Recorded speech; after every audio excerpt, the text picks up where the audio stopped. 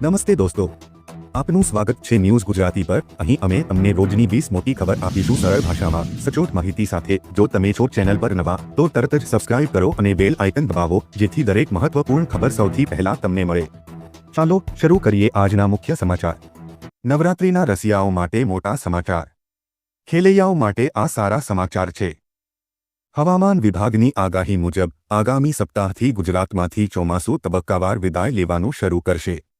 નબળી નકારાત્મકની સ્થિતિ અને ન્યુટ્રલ અલ નીનોને કારણે આ શક્ય બનશે। સામાન્ય રીતે 25 સપ્ટેમ્બરની આસપાસ ચોમાસું વિદાય લે છે, પરંતુ આ વખતે તે વહેલું વિદાય લઈ શકે છે।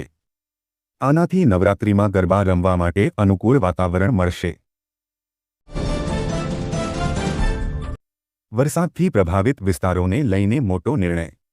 મુખ્યમંત્રીએ વરસાદી પૂરથી અસરગ્રસ્ત વિસ્તારો માટે મહત્વના નિર્ણયો લીધા।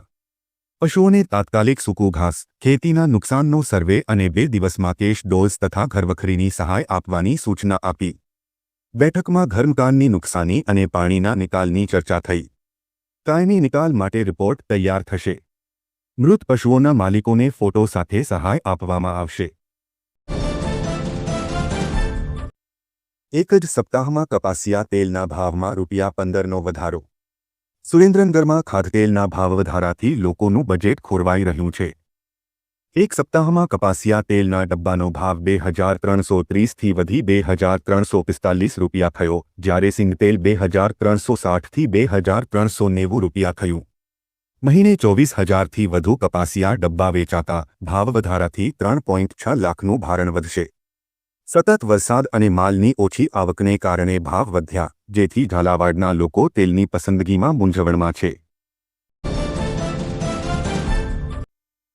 પીએમ મોદી 20 સપ્ટેમ્બરે ભાવનગર આવશે। પીએમ મોદી 20 સપ્ટેમ્બરે ભાવનગરની મુલાકાત લેશે, જ્યાં તેઓ જવાહર મેદાનમાં જાહેર સભા અને રોડ શો યોજશે।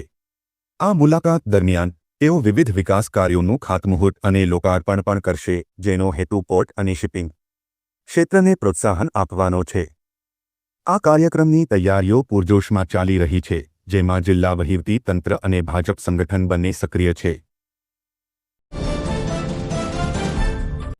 ખેડૂતોને જીએસટીથી મોટી રાહત। કૃષિ સાધનો સહિત ખાતરના પણ આ તારીખથી ઘટી જશે ભાવ। જાણો, જીએસટી કાઉન્સિલની બેઠકમાં ટેક્સ સ્લેબ પર મોટા ફેરફારો કરવામાં આવ્યા છે। સરકારે જીએસટીના 12 અને 28% ટેક્સ સ્લેબને દૂર કરી દીધો છે। હવે ફક્ત 5%, 18% અને 40% સ્લેબ રાખવામાં આવ્યો છે। કૃષિ ક્ષેત્રની મોટાભાગની વસ્તુઓ હવે 5%ના સ્લેબમાં લાવવામાં આવી છે। સરકારની આ જાહેરાત બાદ ખેડૂતોને રાહત મળવાની અપેક્ષા છે। ખેતી પરનો તેમનો ખર્ચ ઘટશે। ખેડૂતોની જૂની માંગ હતી કે કૃષિ ક્ષેત્રને ઓછા ટેક્સમાં રાખવામાં આવે। જો કે, ખેડૂતોએ રાસાયણિક જંતુનાશકો પર માત્ર 18% જીએસટી ચૂકવવો પડશે। સરકારે ખેડૂતો અને ઉદ્યોગની આ માંગણી સ્વીકારી નથી। ફક્ત બાયોપેસ્ટિસાઇડ્સ પર જીએસટી ઘટાડવામાં આવ્યો છે। ખેડૂતો માટે મહત્વના સમાચાર। રાજ્યના ખેડૂતો માટે સૌથી મહત્વના સમાચાર આવી રહ્યા છે।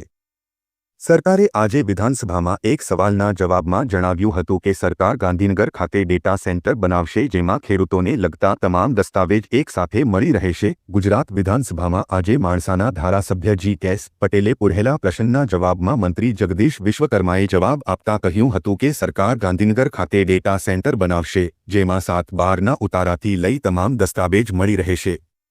સરકારના જણાવ્યા મુજબ આ ડેટા સેન્ટરથી એક જ ક્લિક પરથી ઓનલાઈન તમામ દસ્તાવેજ મળશે। અત્યાર સુધી જિલ્લા કક્ષાએ આ દસ્તાવેજ રહેતા હતા, પણ હવે ગમે ત્યાંથી ખેડૂત ઓનલાઈન આ દસ્તાવેજ મેળવી શકશે। વાહન ચાલકો માટે મોટા સમાચાર।